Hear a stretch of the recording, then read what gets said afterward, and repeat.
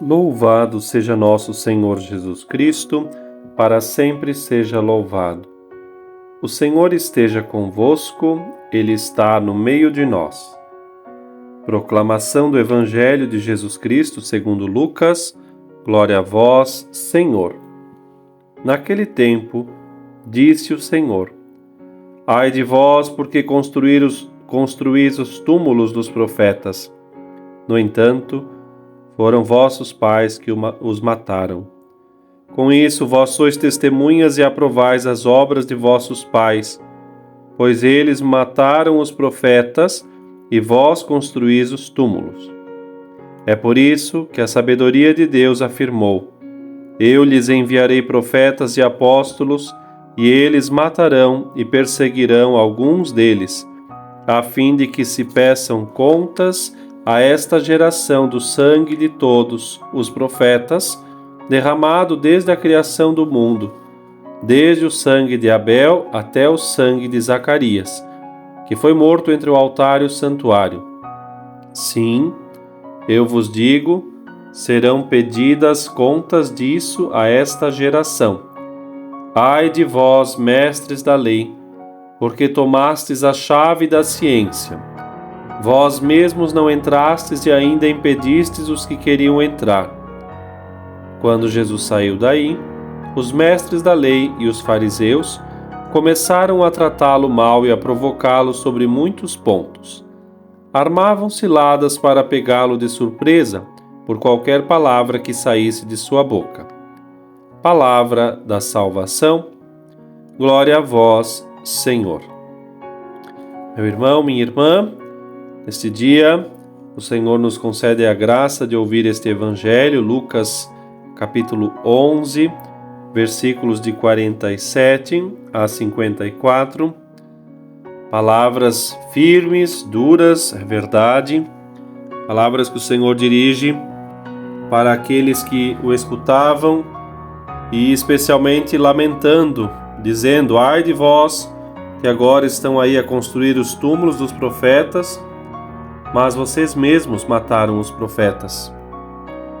De modo que nosso Senhor está assim, exatamente recordando das incoerências, das inconstâncias e das soluções que outrora encontraram para simplesmente calar aqueles que vinham em nome do Senhor. E nosso Senhor faz um apanhado histórico, fala desde Abel até Zacarias, ou seja, nós temos pelo menos uns 800 anos entre uma coisa e outra, porque, como se sabe,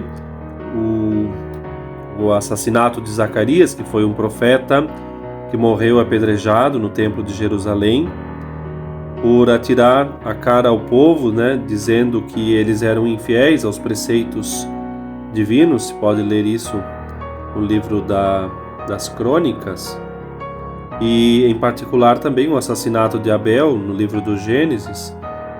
Ambos, Abel e Zacarias, o primeiro e o último dos narrados no conjunto dos livros que os judeus reconheciam como sagrados, faz aqui então recordar toda a história que os judeus conheciam, marcada exatamente pela infidelidade, matar aqueles que falam de Deus.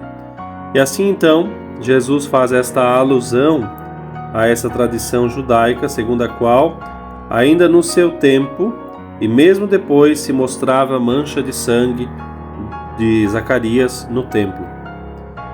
O altar a que se refere o texto era o altar, um dos altares dentro do templo, chamado Altar dos Holocaustos, situado ao ar livre no pátio, no átrio dos sacerdotes.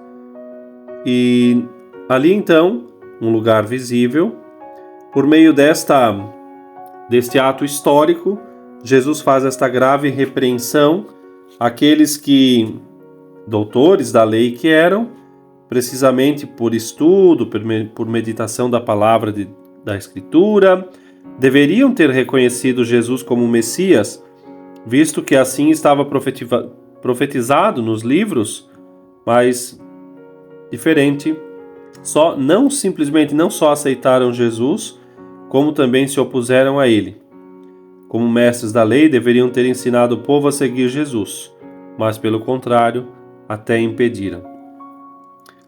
Esse evangelho que São Lucas aqui descreve recordará frequentemente, em outras passagens também, que havia inimigos do Senhor. De outro lado, o povo que seguia Jesus se entusiasmava com a sua pregação e as suas obras, enquanto os inimigos, os fariseus e os escribas, não aceitavam Jesus e não toleravam que a multidão aderisse a ele e tentavam por todos os meios fazer o povo desacreditar de Cristo. São palavras firmes que nosso Senhor coloca hoje para exatamente nos fazer pensar de que lado ou como nos apresentamos diante do Messias. Que possamos assim pensar com carinho e nesse tempo de oração e meditação, recordar do Cristo que por nós tanto já fez e que sempre fará. Deus te abençoe.